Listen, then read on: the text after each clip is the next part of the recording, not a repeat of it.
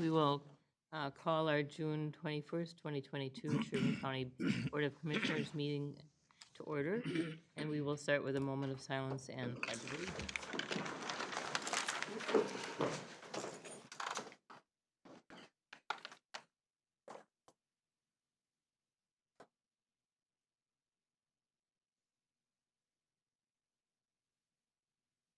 I pledge allegiance to the flag of the United States of America and to the republic for which it stands, one nation, under God, indivisible, with liberty and justice for all.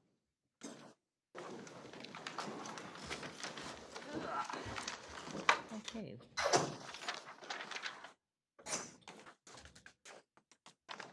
Would anyone like to approve the proposed agenda? Madam Chair, I'll make that motion.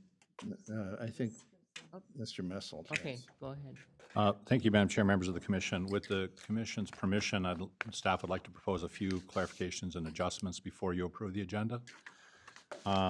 So the consent agenda stands as is, but if you go to the second page, when we get to the regular meeting at the bottom, item 7.1, which is consider and approve resolution adopting and implementing the Rum River Comprehensive Watershed Management Plan. If we could amend the agenda to say approve the resolution and joint powers entity or joint powers entity agreement. And I've handed that out to you for your review. You have seen it before, but it inadvertently did not get connected. And when we get to that item, we do have a fill-in for one of the blanks, so we'll do that at that particular time. And then item 7.2, I just want to note there is a new text resolution. The resolution number is the same, but we did hand out an updated resolution. Came from the attorney's office on Friday, so just a note for the public and for the board on that as well. Does that change the resolution number? Does not change the resolution number, it's just new text for the record. And then also for board information, with the Rum River Watershed, I did hand out a fact sheet that also was inadvertently left out of that. It's not a board action, but you will be asked to consider appointment of representatives to that entity when we get to that item. So is that the same item as? 7.1, yeah. Okay. So the action for 7.1 will be approve the resolution and the joint powers entities agreement. And then there will be a request for the board to also appoint a representative and I believe an alternate. Okay, I'll move the agenda as adjusted. I'll second. Okay, motion's been made to approve and second the regular agenda. All those in favor say aye. Aye. Aye. Those opposed, nay. Motion's passed. Okay, now we can move on to the consent agenda. I'll move the consent agenda as presented. Motion's been made to accept the consent agenda as printed. Is there a second? I'll second, Madam Chair. Motion's been made and seconded to approve the consent agenda. All those in favor say aye. Aye. Those opposed, nay. Motion's passed. Okay, now we can move on to announcements. Thank you, Madam Chair, members of the Commission. With a long meeting, I'll keep my announcements short. First of all, just a note for the board. In your packet is a copy of a letter under correspondence that we sent to the leaders of the state executive and legislative branch. The letter was requested by both MICA during their presentation at the last board meeting and at the AMC district meeting, encouraging consideration of a special session. Just for board information, we obviously haven't heard anything, but we felt it was appropriate for the county to weigh in, given that both MICA and AMC had requested that. Second, just a note, we'll be taking a break during the board meeting today to recognize employee anniversaries. During that recess, the board is requested to go to the cafeteria to recognize the employees with their anniversaries. Third is just a note that July is the one board meeting, so we're scheduled to meet on the 12th of July and not the first and third Tuesdays as normal. And then finally, just a note that we will have one commissioner attending the NACO annual conference. And while the specifics are embargoed, I just want to note that Sherburne County will actually be receiving a national award at the annual conference this year. And that's it for announcements. Okay. Let's move on to the open forum then. Do we have anyone interested in speaking? Yes, Madam Chair, we have four. Just one? Four. Four, okay. You want to go ahead and read them? The purpose of open forum section of the county board meeting is to allow public input and/or information to be presented to the board that does not require action by the board. Personal attacks of any kind against person, commissioner, or employees are not allowed. Campaign-type presentations are also not allowed. The time limit is 3 minutes per speaker with a maximum of 5 speakers per open forum. The time limit may be shortened or extended at the discretion of the board chair. Discussions that require additional time beyond the original 15 minutes will be recessed and continued following the conclusion of the regular board business meeting agenda items. All input or information is to be addressed to the Board of Commissioners and not to members of the audience. Speaker handouts are public information. The county may make copies of such handouts for the public if needed, and the county board chair will ensure that the open forum policy is followed. Keisha and I will be keeping time for the 3-minute limit, and she'll have, I believe, a paper stop card when your time is up. Okay, would you like to call the first person who's, Yes, first we have Terry Dickinson speaking on Minnesota Statute 206.58. Better hurry, we started.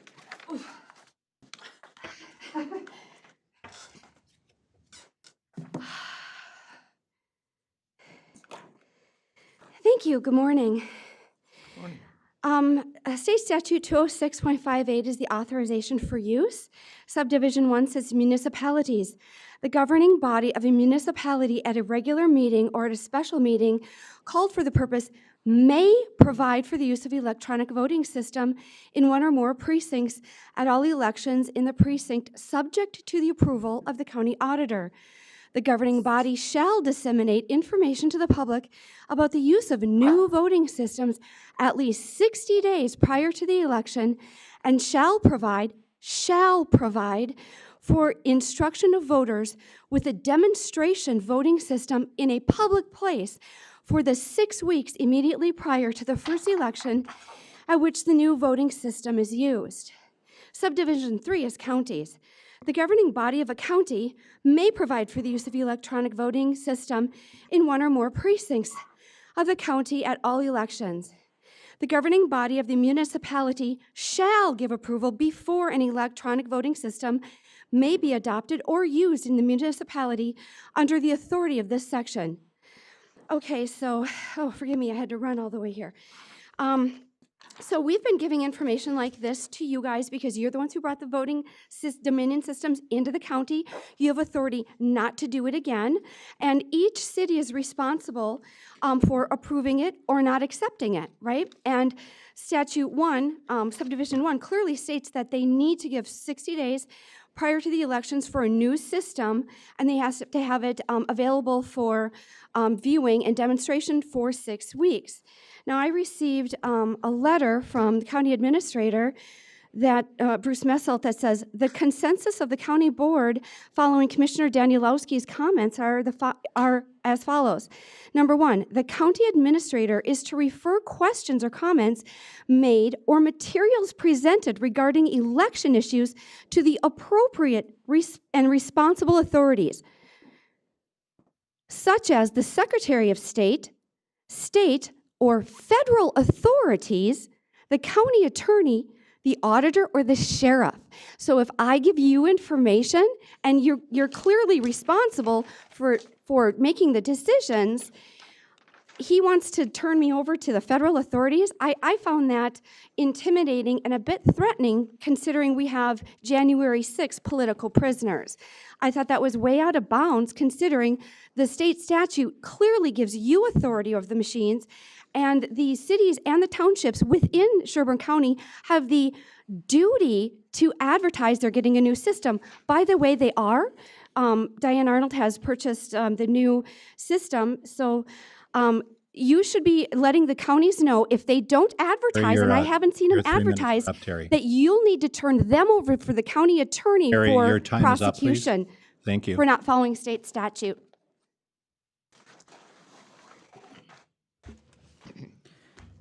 Next, we have Derry Tonsager, and he is speaking on Dominion voting systems. My name is Gary Tonsger. I'm from Elk River. In August of 2017, Georgia politicians filed a federal lawsuit against Georgia Secretary of State Raffensperger on the grounds that the use of direct electronic voting systems violated their 14th Amendment rights to due process and equal protection.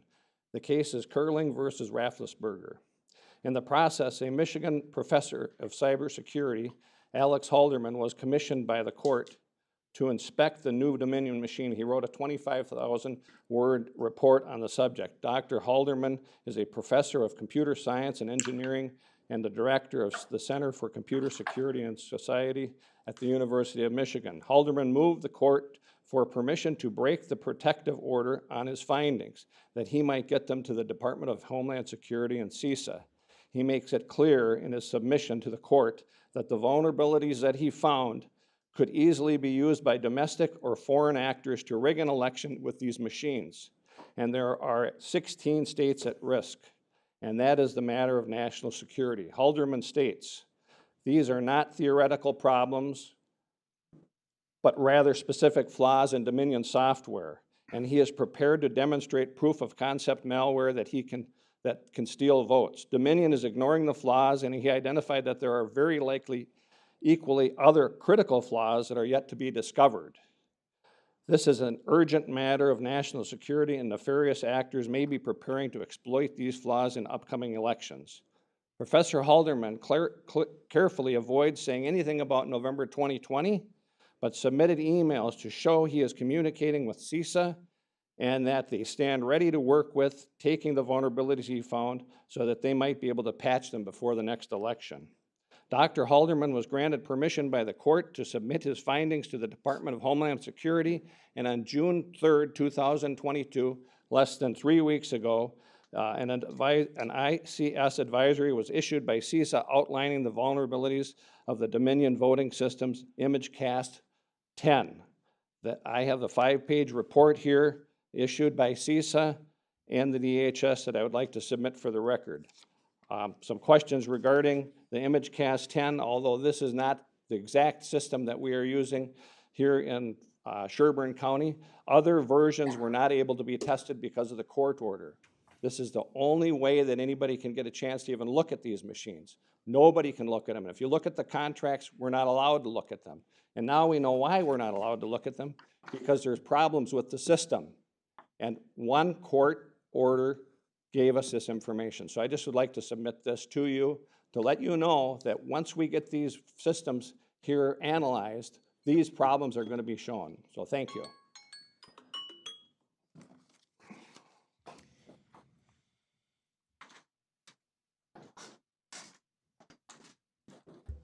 Next, we have Kari Watkins, also speaking on voting machines.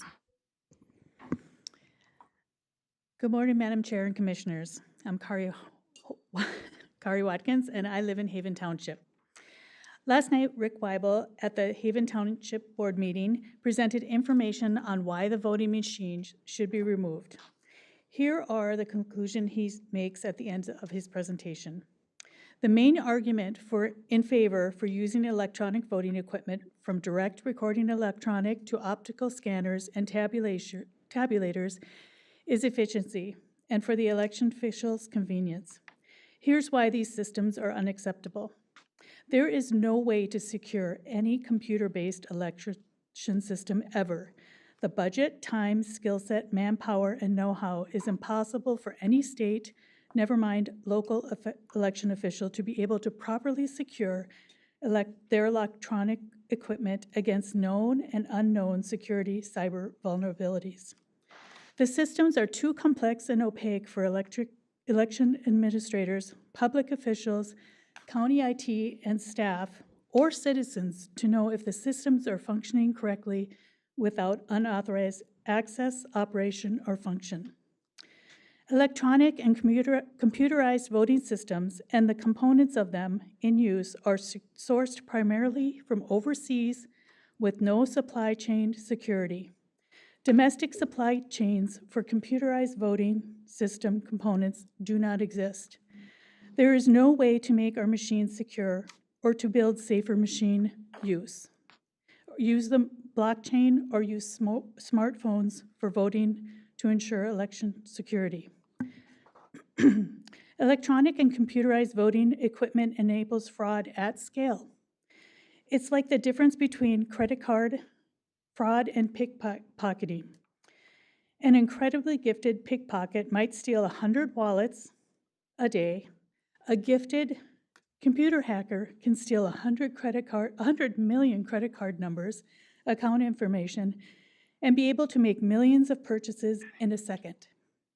Please let us present this to the county board, this supporting evidence to these complaints, and the reasons why we should return to hand-counted paper ballots at the precinct level. Thank you. Next, we have Dean Dieterman speaking on county parks.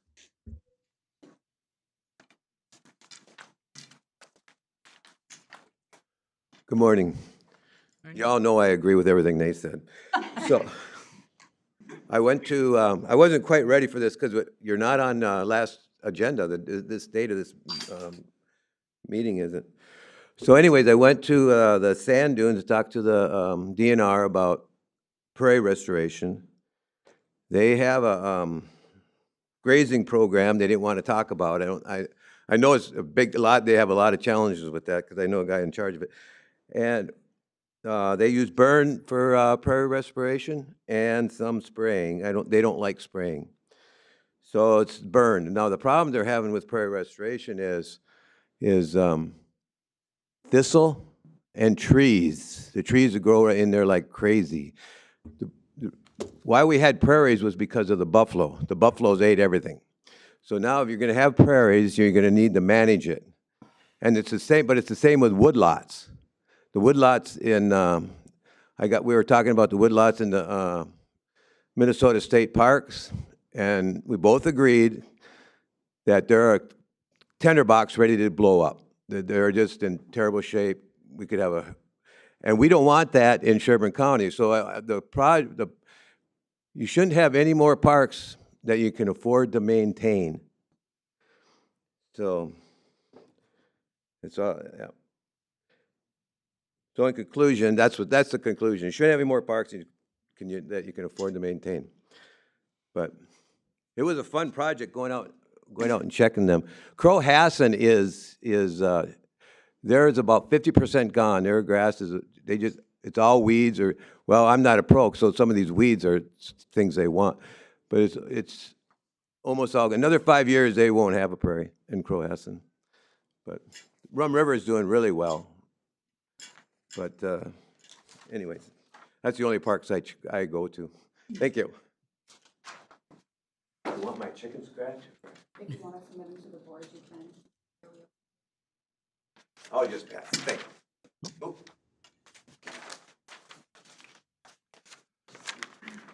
That is everybody, Madam Chair. What was that? That is everybody who signed up. Okay. Well, then we'll close the open forum. Thank you for sharing your thoughts. And we can go on to now our regular agenda. And we'll start with item 5.1, which is introduction of Jessica Barthel, our new Economic Development Coordinator. Good morning, Commissioners. I'm very excited today to introduce you to our new Economic Development Coordinator. She comes to us from Guardian Angels, and she managed Pullman Place for the last several years. She's been very active in the community, and as you know, we've covered economic development on a part-time basis, and I'm very, very excited to expand our services to full-time. I think we'll better market our sites and the available programs that we have, and then also be much more active in the community. But with that, I'll turn it over to Jessica and let her introduce herself. Good morning. As Dan mentioned, my name is Jessica. I have a husband and 4 kids. We've lived in Sherburne County forever and plan on staying here for a long time. I worked for Guardian Angels for the last 5.5 years. This time around, I worked for them for quite a few years before, but primarily I've been in senior housing and the senior cooperative housing industry, and was afforded the opportunity to really branch out and expand my network and complete a lot of big projects with the Cooperative Housing Network and Senior Cooperative Foundation and help grow and expand that industry. So I'm pretty proud of that. I'm looking forward to coming to Sherburne County, or being at Sherburne County. I'm not coming anymore, I'm here, so I'm happy about that. I'm looking forward to being at Sherburne County and drawing on those networks that I've formed in the past, and hopefully growing and making some new ones, and expanding this new position in the county, and hopefully you guys will see the benefit of that. So thank you. Thank you very much. We're glad to have you. Welcome. Thanks. Dan, you taking the afternoon off then? He wishes. We've had him doing double duty, so. Okay, now we'll go on to item 5.2 to receive an update on retired seniors volunteer program. And welcome.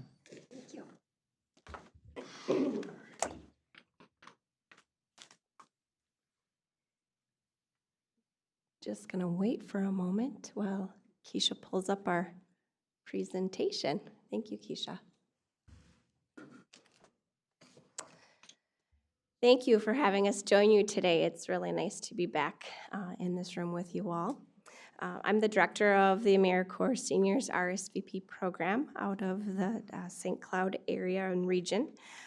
We cover a 4-county region, and we're just pleased to serve Sherburne County. We've been with Sherburne County serving older adults as they are contributing in volunteer service in this area, as well as partnering with the local nonprofit licensed healthcare and government entities in Sherburne County. I have with me today our newest program coordinator, Carol McNaughton Commerce.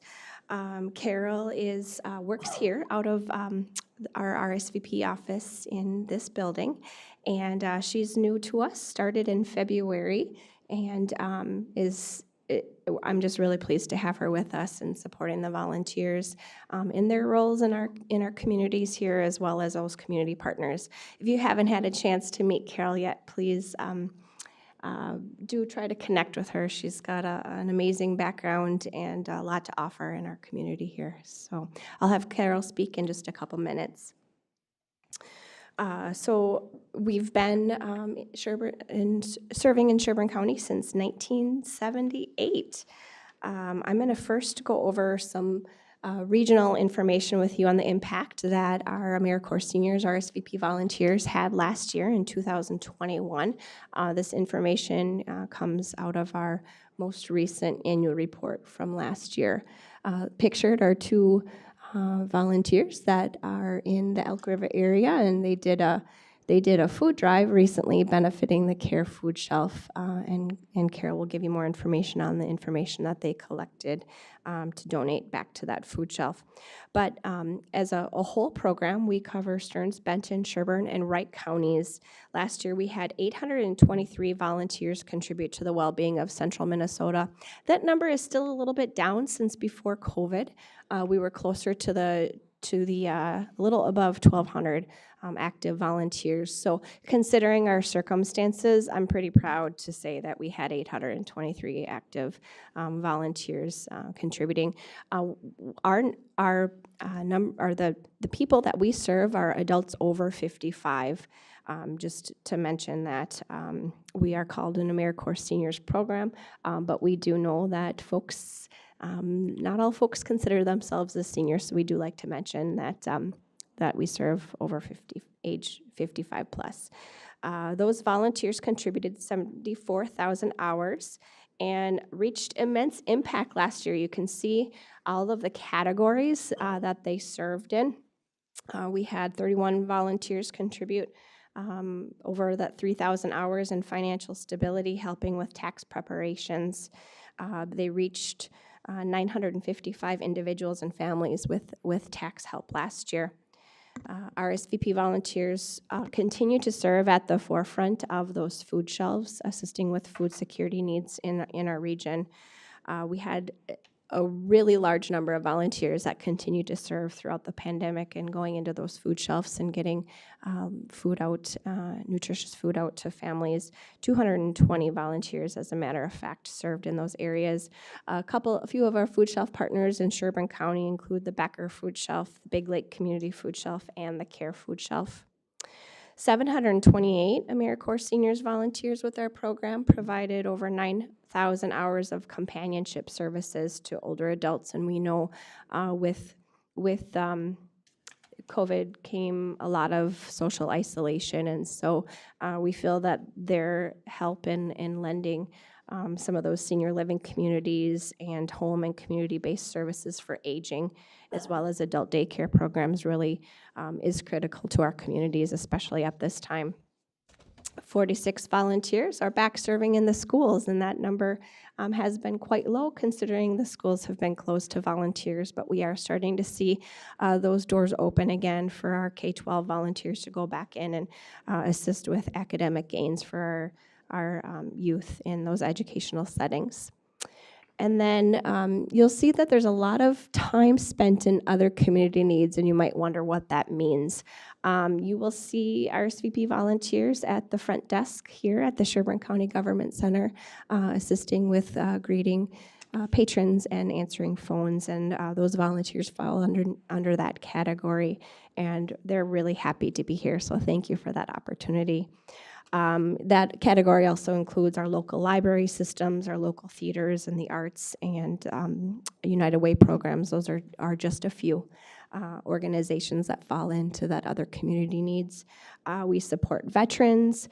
We do a lot of volunteer time supporting transportation needs, especially for our older adult and rural residents that need to get to medical and social service appointments. And last, our volunteers were involved in contributing, as you can see, over close to 10,000 hours in healthcare and wellness settings. I'm going to turn it over to Carol, who's going to highlight a few of our programs. Great. Thank you. It's great to be here. Nice to kind of meet you. Hopefully we'll meet in person a little bit more. As time goes on here, I'm very pleased to be a part of this program. I've been familiar with it for many years, working in the area, and now able to dig in. I'm going to give you some numbers here, a little bit of information specific to Sherburne County. As you can see, last year, 179 active volunteers age 55 and older through our program, 13,589 hours, and that's a $407,000 value of contribution into the local communities of Sherburne County. That comes from, it's based on the independent sector's estimated national value of each volunteer hour. So we're definitely on our way back, as Jennifer said. The kind of support that we give not only our volunteers, but our partner agencies includes a really customized experience. It's very personalized. We have a personalized enrollment and orientation. We meet individually and go over a list of over 100 skills and interest areas to try to get to know each individual, what it is that they have in their background. They have so much experience and life that's been lived, and retired or near retirement, with things to give. So we want to connect them to an appropriate and meaningful experience for them. And to us, being active means as little as an hour a year, and we don't judge or have a goal of every person needing to meet a threshold or anything like that. We want it to be meaningful and personal and appropriate. Also, we provide volunteers a transportation reimbursement option to help remove that barrier, help make it a little easier. Accident and liability coverage is included. Also, gifts, recognition, thank yous, and celebration. Again, no matter if you worked, a couple hours a year or, thousands. Everybody's little contribution really adds up, as you've been able to see with some of these numbers, even during this time, the challenges of these past couple of years. So through our partners, we have, as you can see in Sherburne County, 50 agency partners. We support them by continued communication, collaboration, finding out, again, personally, what are their needs right now? What are the local and immediate needs that we can connect our volunteers to? We have one-time opportunities with them, and then also ongoing positions. And we really are trying to remove those barriers. My job is kind of like a matchmaker, you know, trying to really get to know the different parties, individuals and organizations, and line them up. Couple highlights I just want to mention. It's always kind of fun to hear some more specific things besides just numbers. One of our partners that we partner with for placing volunteers is Senior Community Services. And we're embarking on a new endeavor with them. We're going to have the first ever RSVP exhibit at the Sherburne County Fair, and we're teaming up with one of our partners to do that. It is a big endeavor for 4 days. 40 volunteers are needed to help us staff our exhibit booth there. But Senior Community Services is expanding into Sherburne County, so they're excited about expanding their services. They help older people remain in their homes, and we provide volunteers that can then help people remain in their homes as well. And then in their outreach, they can help us find additional volunteers who qualify for RSVPs. So it's a really nice blend for us to partner up with them and to kind of tackle that county fair presence. And so definitely we're excited to get the word out to anyone coming to the fair. Stop by, visit with us, learn about RSVP, how you can make a difference in whatever way works for you. We'll have a little Plinko board game with gifts, fun little giveaways. So maybe we'll see some of you out there as well.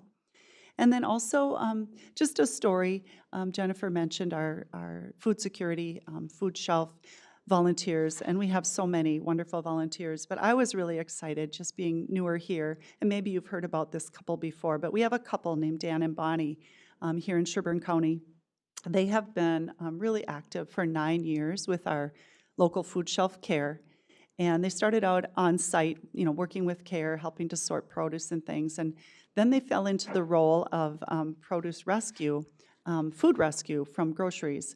And now they're working 10 to 12 hours every single week, each, transporting food all around, you know, bringing it in, helping it, you know, get to the residents that are in need, just carloads full. And through the relationships they made, they discovered a really great opportunity for us and found that there are car seats, strollers, child and infant equipment items that are being discarded. They're being rejected because of some issues when they were delivered. There's some really strict guidelines, of course, on that for safety and security. But they've been able to rescue some of these items and are regularly contributing those, working with our social workers here to get those out to families in need. So that was a really fun and just wonderful discovery, and I'm hoping to be able to replicate that in some other areas throughout the community, because that's just happening right here in Elk River, and we know those needs are strong. So I'm looking forward to working you know, with CARE. I'm also involved with the Community Connect, which is an annual event you may be aware of, but Dan and Bonnie, volunteers for 9 years, they are instrumental in coordinating that. And in addition to working with them to put that together, which is October 18th this year over at the high school, resource fair for families, we'll be staffing probably about 16 additional volunteers just to help run that event.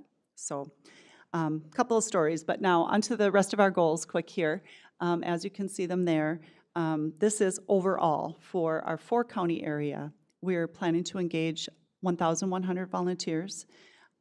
We are focusing on those priorities of our federal grant work plan, the food security, the K through 12, and the mental health outreach. We're gearing up to expand those K-12 partnerships again, mentors and tutors, our intergenerational reading program. Some of you may have heard of the Bookends. It's a readers theater group here in Sherburne County. I believe it's been going, maybe 26 years or something like that, really popular. And they were so happy to get back just at the end of this school year into the schools and do these animated readings and encourage literacy and the love of books. So we're looking forward to expanding that. Also, a lot of recruitment efforts, presence at things like the fair, also some of our own events that we sponsored, like the food drives. Those are RSVP-sponsored events. I'm doing 8 of those this summer. And we just conducted 2 successful drives, one in Big Lake and one in Elk River, each for those local food shelves.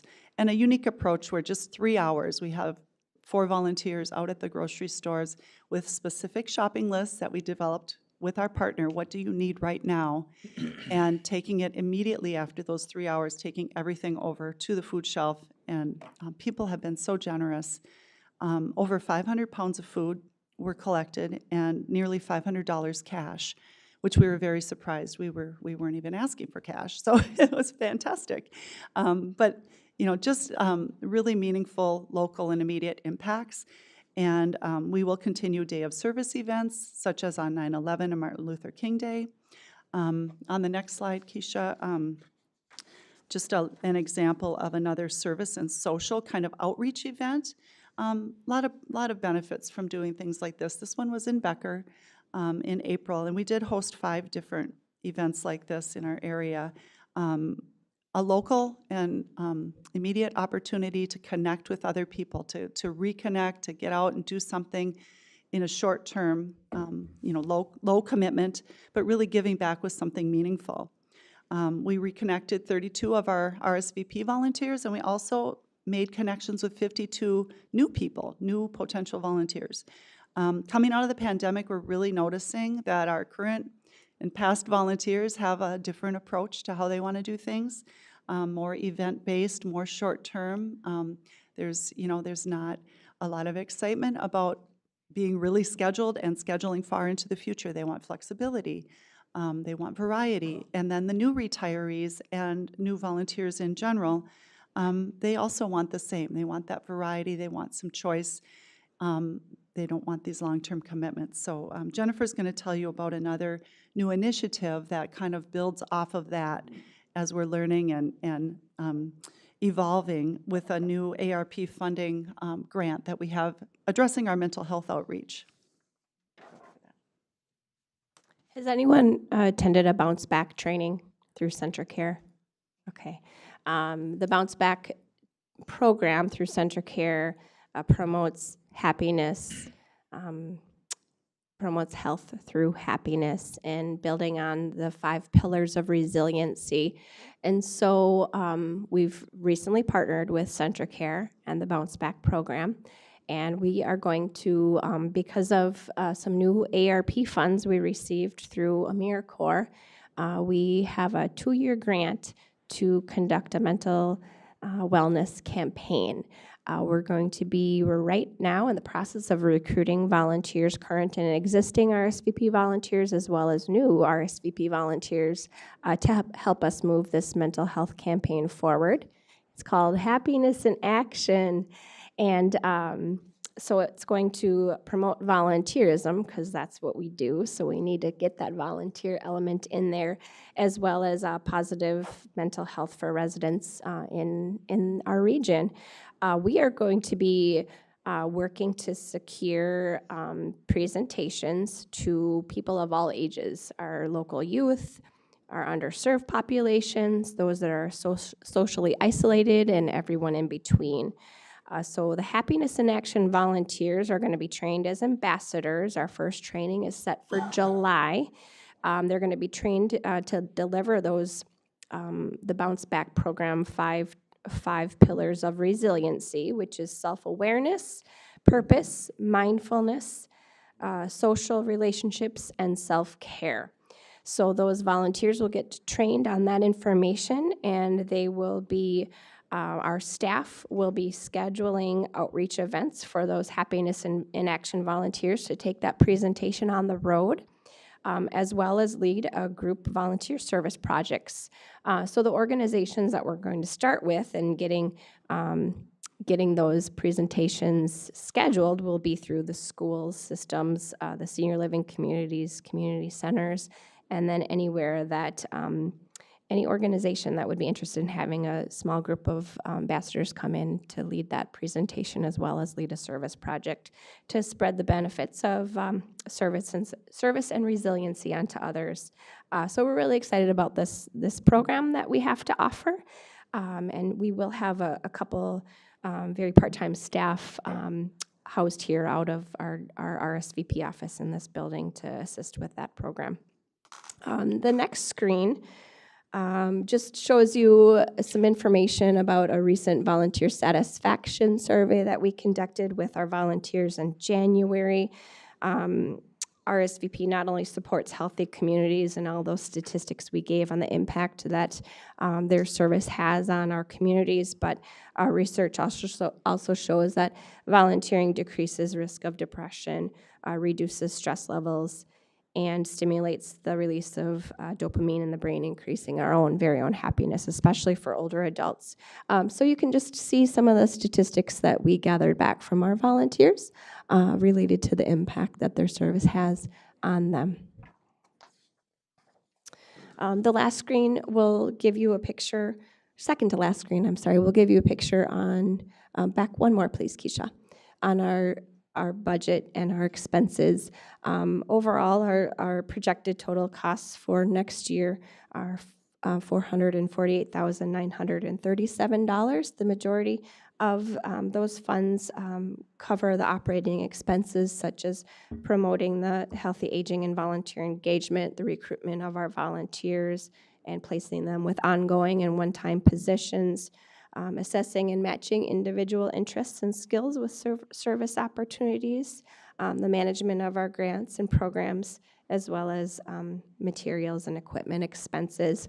The volunteer benefits is a little over $50,000 to cover our mileage reimbursement to our volunteers. That's one thing that we are required to provide from our federal grant is support getting to and from their service opportunities, as well as accident and liability insurance.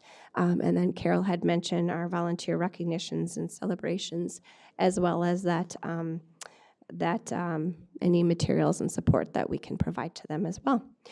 We rely very heavily on local government aid to maximize that federal funding, and we've sure appreciated the support that Sherburne County has provided us in the past to help make that happen. We can turn to the last screen, is a picture of our full-time staff as well as our contact information. Are there any questions from the board? Madam Chair, I had a question. I was just curious if we go back a couple of screens to the Bounce Back Mental Health Initiative. I'm super happy to see that Centricare has been able to keep this program going. Yes. Started it up a few years back. Mm-hmm. Of course, as we all know, it takes time for things to grow and develop. And so I'm really, really excited to see that you guys are being able to engage with it, pick it up, and really help spread as well. If someone wanted to have a presentation, who would they contact in regards to having them come out? Sure. For starters, Carol would be a great contact for you. We've got a part-time staff person. Her name is Chris Strobel, and she is working closely with our staff. She's available by phone or email, and what I could do is share her perhaps email contact with our information if you'd like that. Otherwise, we could contact Carol. So that would be helpful. We will be working on marketing and promotion of that information as soon as we're ready to start scheduling those presentations. Awesome. Great. Thank you. Any other questions or comments? All right. Thank you so much for your time and allowing us to present this program to you. Yeah, thank you for coming. All right. Really appreciate good all day. that you do. Thank you for all you guys do as well. Yes. It's very important work. Okay, now item 5.3 would be to celebrate spring employee anniversary recognition. So we will be moving over into the cafeteria area and recognizing our employees at various, and so we will, is this a recess? Is that the? Yes, if you'd like to recess the board meeting, we'll reconvene at approximately 10:05 a.m. Okay, reconvene at 10:05. Thank you.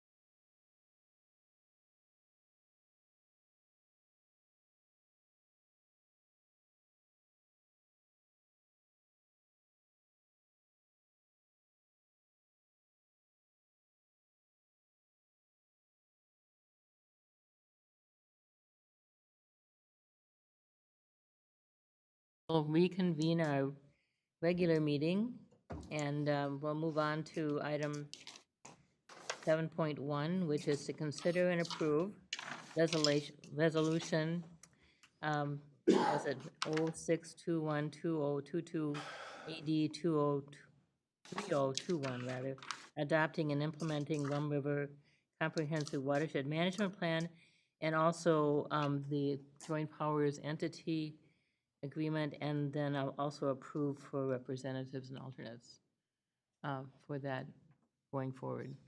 So we have Dan with us this morning. Good morning. Good morning, Madam Chair, members of the board. Appreciative of your time today.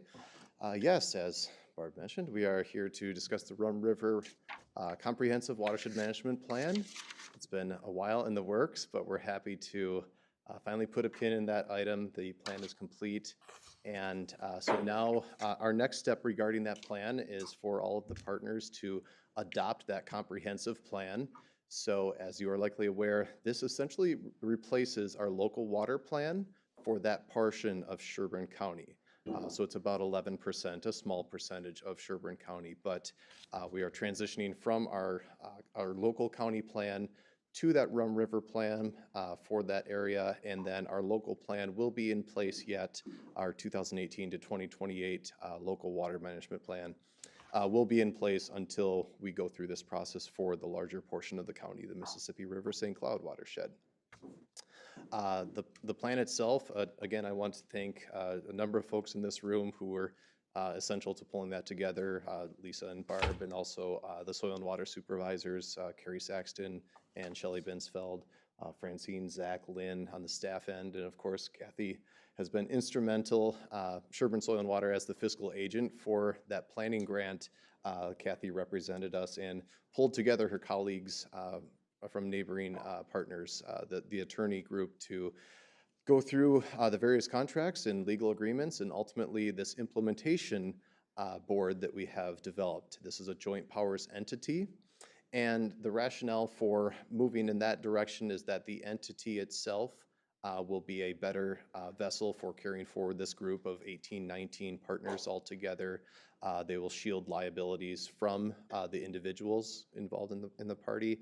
And so this joint powers entity will, as a board, be able to approve expenditures to the tune of about a little over $1 million every other year with watershed-based funding to implement the actions that are spelled out within the plan. And of course, the partnership may pursue other grant dollars to implement those items as well. And the joint powers entity will be involved in that process. So we're asking today to adopt the comprehensive plan for the Rum River watershed, our portion of it, and then also to consider this joint powers entity group to sign on, to have a voice at the table for implementing that plan.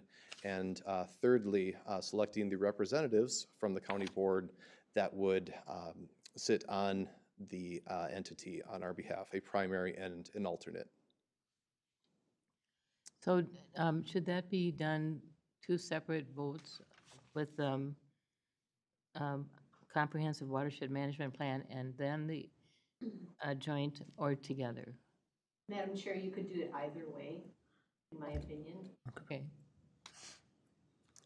Would anyone like to make a motion to, do you want to approve them together, or? Madam Chair, I'll move approval of it. Resolution 062120022 AD 3021 and the corresponding joint powers agreement for the implementation of the Rum River Comprehensive Water Management Plan. We need shorter descriptions. We can use acronyms, but it might be a little confusing yet as well. Then it's just fun to try and pronounce them, so at least it's like a game then. I'll second that, Madam Chair. Okay. Motion's been made and seconded to approve the comprehensive watershed management plan and the joint powers agreement. Is there any discussion?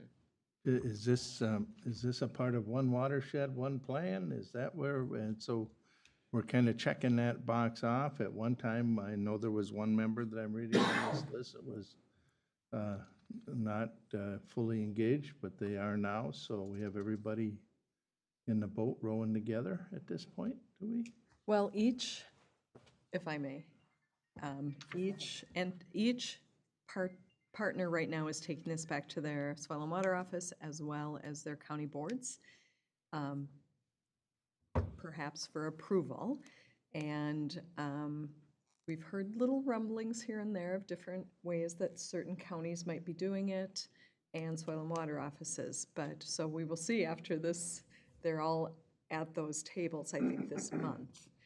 And we'll see where it lies, but there's different people that have to be involved in it, and others that don't necessarily have to help to make it continue, so. Madam Chair? Yes. So then we're approving this and that joint powers entity to be a part of continuing to make sure this plan is implemented in a way, so keeping everybody together and having the discussions when necessary. Yeah, and we're going to be a part of it. Okay. Yes, go ahead. Thank you, Madam Chair, members of the commission. Just a note, Dan had a date to put into the joint powers entity agreement on page 2. There's a blank in the third whereas, and the date is April 18th, 2019. So we'll be adding that with the board permission to the approved joint powers entity agreement. Okay, that's on Page second 2? page. Yeah, and it's Page the 2. third whereas on page 2. I'm fine with that. the third paragraph. You amend your motion to include that. Okay, so Sure, you betcha. how do we do amendment to a motion? First is fine. And then, Yeah, and no, you'll it's- be- okay. So then, is there any further discussion? Seeing none, all those in favor say aye.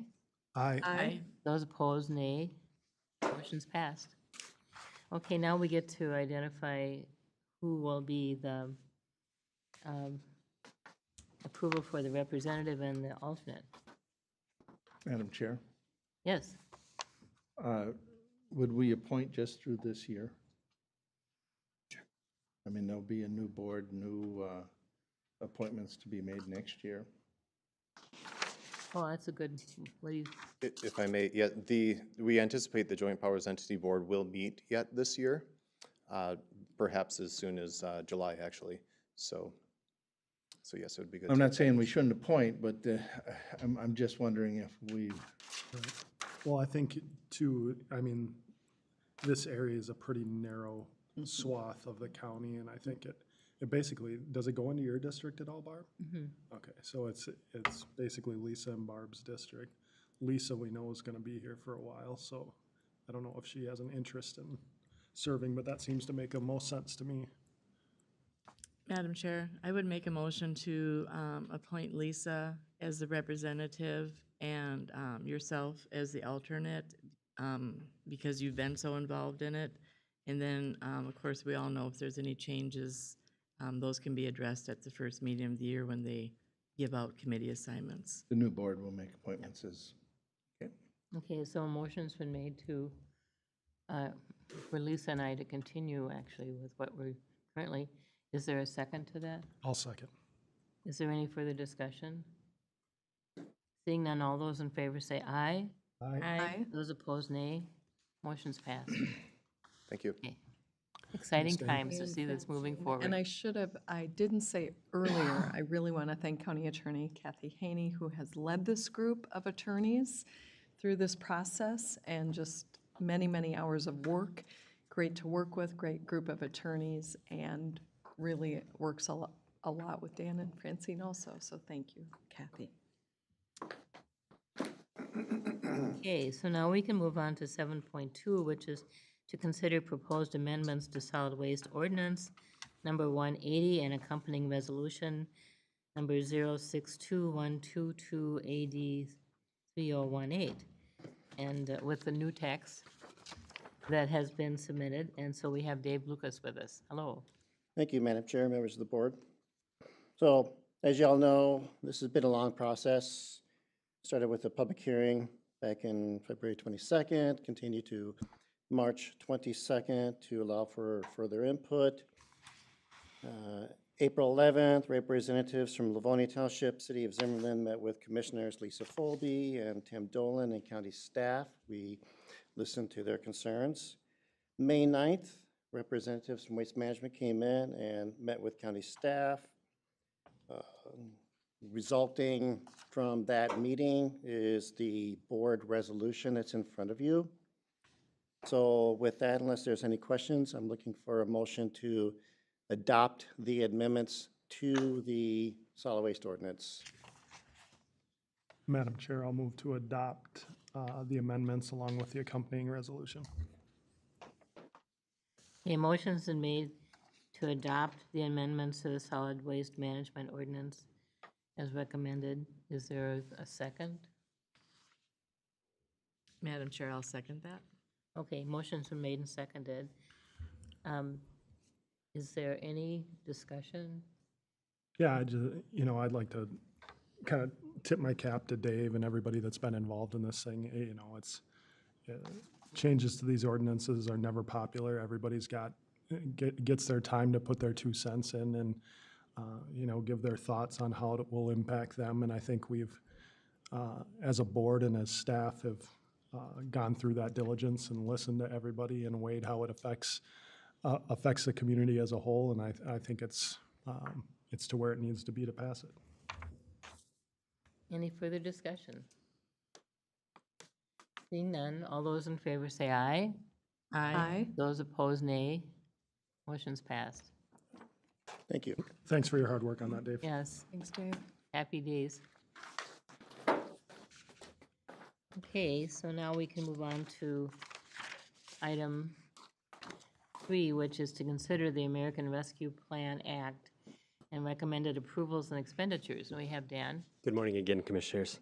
This week, we just have one biweekly expenditure under the 50,000 threshold, and it's for $21,251.39. So looking for approval on that expenditure. I'll move approval. Motion's made to move approval for the biweekly expenditure. That's the 21,000. Okay. Is there a second to that? I'll second. Okay, motion's been made and seconded to approve this request. Is there any discussion?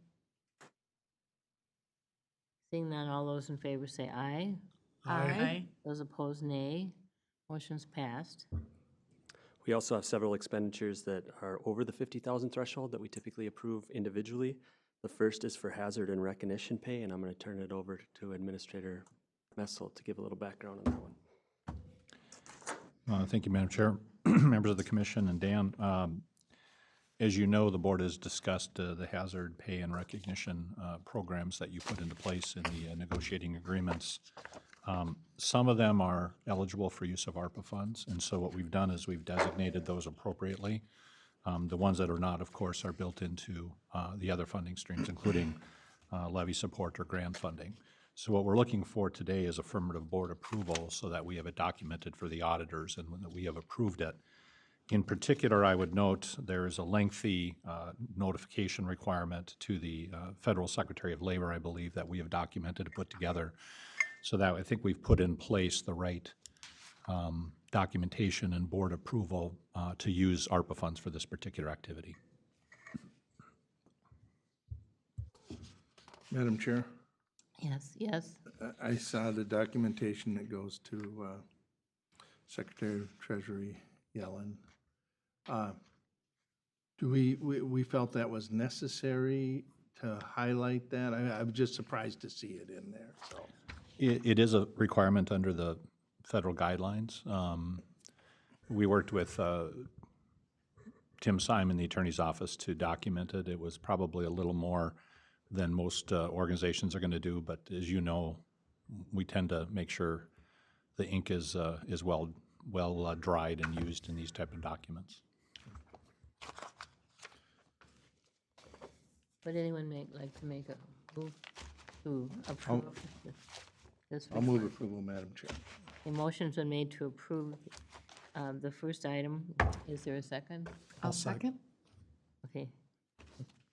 Motion's been made and seconded. We had multiple, we had one, and so I don't know who wants to. Lisa got the second. Okay, Lisa, okay. Any further discussion on this item? Seeing none, all those in favor say aye. Aye. Those opposed, nay. Motion's passed. Next up is an IT contract for LastPass Manager, which is a cybersecurity, and I'm going to turn it over to Brian for that one. Thank you, Madam Chair and County Board. Up for consideration is the funding from ARPA for LastPass. LastPass is a password management system that we use for the county currently. What this does is it generates longer and more secure passwords for the people that use our computer systems. It provides for an easy access because some of these people are getting into multiple different state systems or federal systems, and it provides for password access across different browsers, as no one browser fully suits everyone within the county. So some people are using Chrome and Edge and different ones at the same time, and also allows password mobility. So it does provide a good cybersecurity function within the county and would offset some of our existing costs for this application. The $75,000 does cover the next 3 years. We do 3-year contracts for this product, so it's just under $25,000 a year. Brian, quick question. We currently have this now. We're just shifting what's paying for it? Correct. We Okay, currently yeah. have it now. It is just shifting a funding to ARPA from our, what All would right. otherwise be. Yeah, I was just making sure. Yep. Cool. I'll move approval. The motion's been made to approve the second request. Is there a second? Madam Chair, I'll second. Is there any further discussion? Seeing none, all those in favor say aye. Aye. Aye. Those opposed, nay. Motion's passed. All right. Thank you, Madam Chair and Board. Thanks, Brian. Okay, now we'll move on to item number 3. This one is for equipment in the sheriff's office, and I get to introduce the Commander Zawaki for the first time on that one. Welcome. Welcome, Commander. Thank you, Dan. Madam Chair, Commissioners, our request for funding is for patrol medical bags and new automated external defibrillators. Currently, we have 3 bags that we carry into our medicals. It's very cumbersome. We have also 3 separate AEDs that we have that deputies are using. So the request would be to make it uniform, have all the same AEDs in the squad, and then the backpacks will help you to consolidate all of that equipment into one, making it easier to go into remote areas and carry all the equipment that we need for medicals. Okay. Madam Chair, I'll move approval. I'll second. Motion's been made and seconded to approve the third item for the Sheriff Patrol medical bags. Is there any further discussion? Madam Chair, just to get through our information, try to get it out there in the media and also to the town boards.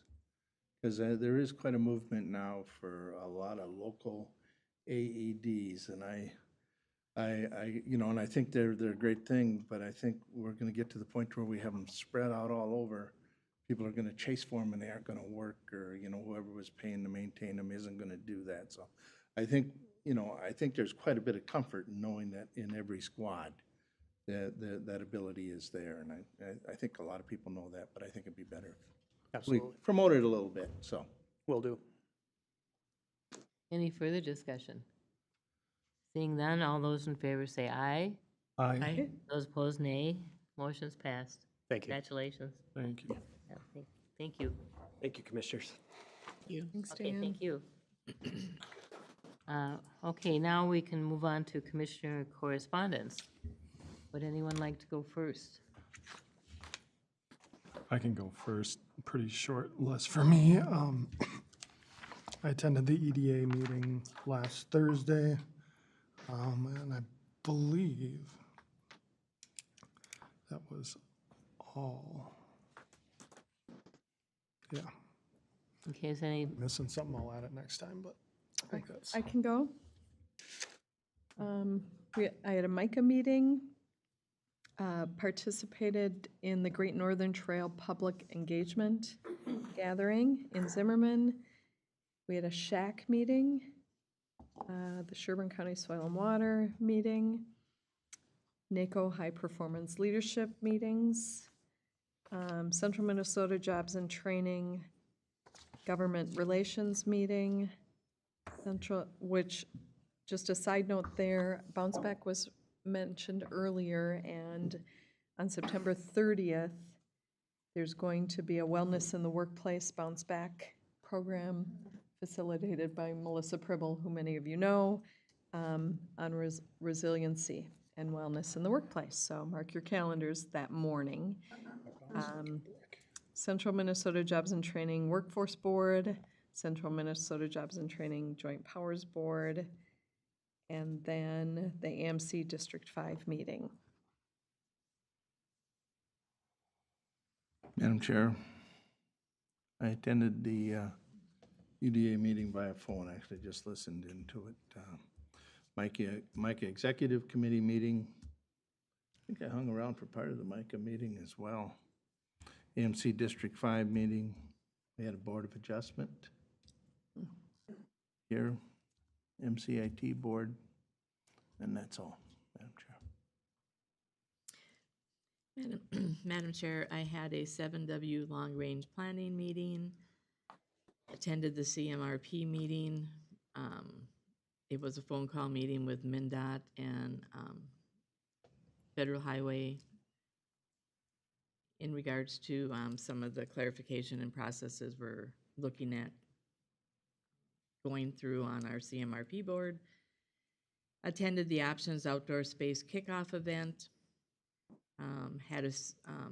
Had our regular CMRP meeting, attended the APO meeting in St. Cloud, had a 7W Transportation Policy Board meeting, attended the AMC Spring District 5 meeting, had the County Board of Appeals, attended the SUP Coalition meeting, and then also had a 7W ATP meeting. And then had quite a few different correspondences with different residents and stuff. Okay, I had soil and water meeting, MES meeting on Wednesday, the 8th. I had SHAC on the 9th. I had the Board of Appeals on the 14th, and also the County Corrections Advisory Board meeting on the 14th. Fair Board meeting on the 15th. Greater St. Cloud Development Corporation had a meeting on the 16th, and I was at an APT-MT meeting in the afternoon and a PAC meeting that evening, and that's it.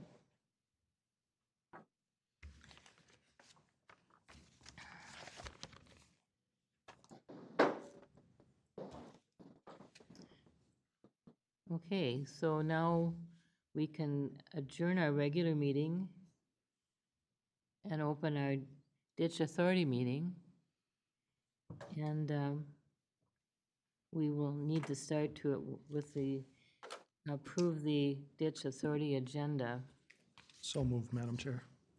I'll second, Madam Chair. Okay, motion's been made and seconded to approve the Ditch Authority agenda. All those in favor say aye. Aye. Those opposed, nay. Motion's passed. And so our next item is to receive and accept the ditch drainage technician's report. We have Andrew with us. Hello, Andrew. Yes. Morning, Madam Chair, County Commissioners. I will be very brief and simply ask if you have any questions in regards to the report submitted. I don't have any fun videos or pictures like Mike typically does. He's out in the field today working on some projects. Madam Chair, Yes. does water still run downhill? Fortunately, that's one of the points that doesn't ever change, yes. Unless something obstructs it. Yeah, I'll move approval. I'll The beaver second. gets in the way. I'll second. Okay, the motion's been made and seconded to accept the ditch drainage technician's report. Is that the correct way to pronounce it? Is there any discussion further? tell Mike we miss him, and it's just Yeah. not the same with Yeah. Without the Tell pictures. them we'll Let miss 'em the know. pictures and, but Absolutely. no motion sickness for me today, so that's good. I still miss I'll it. Dramamine. Okay, all those in favor say aye. Aye. Those opposed, nay. Thank you very much. Thanks, Andrew. Okay, now we will adjourn the ditch authority meeting, and we will go in, do we want to go into a recess? You know, it's totally up to the board if you want another break. The other question is, are you comfortable staying here just because of the department directors, or do you want to go into the workshop room and we'll, you know, shuffle people in and out? It's totally whatever the board's comfortable with. I'm fine here. Okay, everybody's happy here, apparently.